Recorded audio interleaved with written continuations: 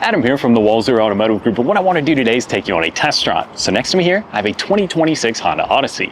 We'll look at the interior, exterior, some of the trim level specifics, then go for a spin around, see what it's like out on the road. Okay, so now we're behind the wheel of the 2026 Honda Odyssey. Now, this is the EXL trim, so it's going to come in 4 different trim levels. The EXL, the Sport L, and then we go to our Touring, and then the top tier is going to be the Elite trim level. So if you're looking for all that great equipment, bumping up to the Elite would be the move, but if you want to keep the price a little bit lower, yet still find a lot of equipment inside, the EXL, I think, is pretty much the best value in the lineup. Now, going from 25 to 26, there wasn't really any big changes. 25 was the facelift year for the Odyssey, so that's when you're going to see the biggest amount of changes, but 26 is basically going to remain unchanged. The base EXL gets some pretty cool stuff. Heated seats, wireless Apple CarPlay, the magic seats in all these Honda Odysseys, so we'll cover some more of that stuff when we're on the road, but for now, let's put it in drive, we'll go for a spin around, see what it's like out there. Now let's begin with what powers this Honda Odyssey. So it's a 3.5 liter V6, gonna make around 280 horsepower, yet it's more than enough to push this thing along. It's not exactly a slouch on the road, yet it also gets great fuel economy. We're looking at 28 mpg on the highway and just a few down from there combined. So it is a very efficient kind of thing that streamlines through the wind and will return pretty great fuel economy out on the highway or if you're just buzzing around town. Now on the outside of the Honda Odyssey, it does come in some pretty good colors. I really like that Sonic Gray Pearl, the silver works really nicely. This again being the EXL, the base model, still gets the 18-inch wheels and do make the Odyssey look pretty good. Now, if you really want some of that cool equipment, like I said, you can go up to the Elite trim level. That's just gonna add a little bit more kind of fanciness to the exterior as well as the inside. Now, this one also gets the LED headlights as well as the LED daytime running lights. So it does give you some great nighttime vision and there's a lot of safety built into these vehicles. So obviously, if it's gonna be you and your family in the vehicle, you're gonna wanna make sure you're safe, and the Odyssey and the Honda Sensing Safety Suite gives you a ton of stuff even in the base model. This is gonna have blind spot monitoring over here just to the side of the mirrors. It's got the adaptive cruise control system as well as a host of other safety features.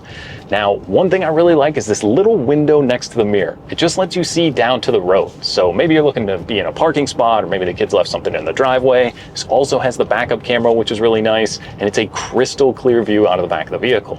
Not only that, but you can change the views to a couple different ways to look straight down or kind of widen the camera a little bit. So that's also pretty cool. Let's talk about loading this thing up. Obviously, if you're looking at a minivan, it's probably because you got the kiddos with you, right? So this is gonna have the power sliding doors, whether it's on the key fob or just clicking the handle on the outside, those are gonna open nicely for you. As well, this also gets the power tailgate or the power lift gate out back. So you can use the remote for that. As you bump up the trim levels, you can even do the foot activated one. But what's really cool is just how much room you get in here. I think you can store something like 50 airline roller bags in here or something crazy. So when you fold all the seats down, you get tons of room, taking out the second row as well. That gives you a lot of space if you're not bringing the family with you. Now in that third row, those are gonna be the magic seats in the second row, and then the third row just stows down into the floor. So literally you can do it just with one hand if you want. You can pull the little strap on the back of the seat, that's gonna flip it down, and then you just pull again, puts it right into the floor. So lots of storage capabilities if you have that third row up because the floor is pretty deep down there. But if you want a flat loading space, you can flip those down, makes it pretty convenient. Then in the second row, that's the magic seat. So those are actually pretty cool. So there is room for 8 people in here with all the seats where you'd want them, but you can remove the middle seat in here and you can actually make kind of like captain's chairs, but those also slide side to side. So if you need a little bit of extra space or you want to configure the Odyssey a little bit differently, that's where the magic seat really is pretty cool. You can pull the handle on the side, it will slide it side to side, and then like I said, you can remove the second one so you can even push them over. So if you're trying to get people into the third row, just simply sliding the seat over makes it really convenient. Or even on the bottom of the seat, they put it low so little kids can pull those little handles. That will kind of knock that seat down and forward, makes it really easy to slide, maneuver, just everybody can get into the car and everybody can be comfortable when you're in there. Now, actually, space-wise in the third row, I'm 6'1", but I didn't have any trouble back there. Yes, maybe after a while it might get a little bit tight for me back there, but like I said, if we got the kiddos back there, I wouldn't be too worried about it. I think they'll have more than enough room and be plenty comfortable in the back. Now, this one in the second row, this one also has another zone climate control back there. So just up above, you can pick your climate if you want to change it for the second and the third row. There's also charging in the second row, and you can even get that into the third row as you work your way up through the lineup. What about the driver's seat? So we've always got our phones with us typically. This one has wireless charging down here, so I don't have to mess with my phone because we've also got Apple CarPlay as well as Android Auto, and that's going to be a full wireless system no matter which Odyssey you're looking at. It takes about 15 seconds to pair your phone in. Like I said, wireless Apple CarPlay and Android Auto is so convenient. It gives you text messaging, Google Maps, Spotify, makes it so easy to play your music or kind of get navigation in there. Just a cool way to be safe on the road so you're not messing with your phone. Then in the infotainment screen, there's also this thing called Cabin Talk. So what that allows you to do is focus your attention on the road ahead, yet you can talk and it will actually project your voice into the back. Maybe someone's misbehaving back there, you just want to ask some questions. That way you're not turning around to look into the back seats, you're actually just speaking forward and it's projecting your voice, which again is a great safety feature. Then the standard infotainment system, pretty easy to use. If you're not using the CarPlay or anything else, I like this system. It's actually really quick and responsive. There's not a whole lot of lag in there. It just works how you'd expect a screen would. Now, what about the ride and drive? So it's pretty great. Like I said, the V6, it seems like a lot of manufacturers are going over to the smaller turbocharged 4 cylinders, but Honda keeping the V6 in this one moves this thing along just fine, and there's not really a huge sacrifice in fuel economy either. It just kind of makes it comfortable, yet I don't know if I want to say sporty out of a minivan, but compared to some of the other ones, if you're looking at the Chrysler or the Toyota, this one does kind of drive a little bit more firm, but not in a bad way. It gives you a little bit more peace of mind that you're not going to hit all the bumps. It doesn't kind of dip as much in some of the road choices and stuff like that. So it does have a nice, smooth ride when you're out on the road. It's quiet, it's comfortable, it's usable day to day, and I mean, it's not a bad place to be. These seats are also extremely comfortable. Now, this has the armrest that folds down in kind of standard minivan fashion, and then we've also got heated seats for the driver and the passenger. So again, this is the base model trim. Wireless CarPlay, heated seats. We've also got a remote start on the key fob, so that can fire it up, cool it down, or heat it up for you nicely there. And also on the key fob, like I said, you can open the doors, open the power tailgate, and that's just from the base model, the EXL.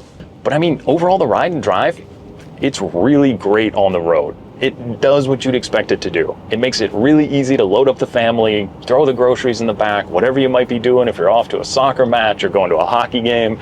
Like I said, you can kind of pick and choose which seats you need to have folded up, so if you need extra room for the huge hockey bags in the van, you still can get them all in here. And to me, it rides a little better. If you're considering maybe a full-size SUV, this will ride a little bit more smoothly on the road than some of those kind of body-on-frame trucks and off-road kind of vehicles that they're building nowadays. If you have no plans of doing any off-roading, a body-on-frame vehicle might not be the best bet, but still this minivan, kind of being the same but different, works really well. You can load the family, get all the stuff in, it's quiet, it's comfortable, it's got great technology, and the price point is also really good. Now, MSRP pricing around this is going to start around the $44,000 price range up to about the $55,000 price range if you're going for the fully loaded Elite model. So if you're looking at the average new car price, about $50,000 in the US, the base model is still giving you a lot of great equipment for less than the average new car price. And you know, if you want the ease of use, yes, the joke has always kind of been like, oh, the minivan, why would you drive a minivan? But it's like, once you're in here and you're loading the family in and you're not shucking them up into some lifted off-road SUV, there's a lot of benefits to having it low, easy to access, and just having lots of space and comfort as well. So like I said, maybe you're cross-shopping the Chrysler, Toyota, any of the other vans or SUVs.